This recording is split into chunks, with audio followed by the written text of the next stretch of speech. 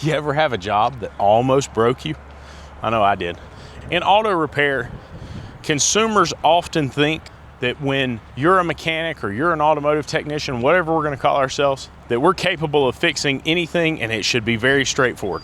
Unfortunately, that's not always the case. In my instance, I had an old Mercedes and it had a fuel system called a K-Jet. Now, I don't know if you know anything about a K-Jet. These things are terrible. They have this little air fuel flap that kind of acts like a mass airflow sensor.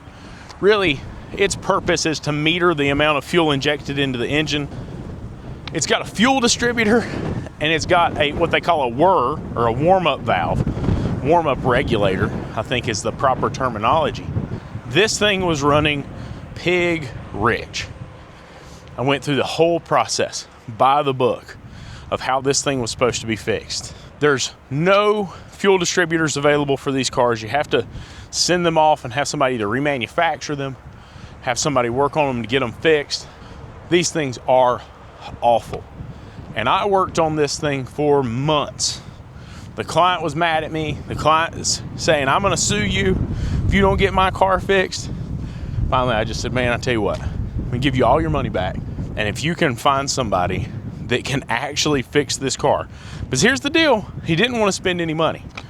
All right, the budget was $5,000 to fix this car. And it's just not possible, in my opinion, to fix the situation that he had with $5,000. It really needed a fuel distributor, needed a warm-up regulator, needed all kinds of stuff. And it just wasn't gonna happen for $5,000, especially with nobody, at least in my network, that knew how to tune the thing and get the thing running. And so that repair almost broke me.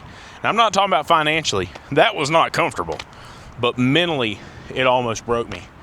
And it was a major turning point for me because it was a realization that I had gotten out of my wheelhouse and I shouldn't be getting out of my wheelhouse. If you don't care, drop down in the comments, tell us about a job that almost broke you.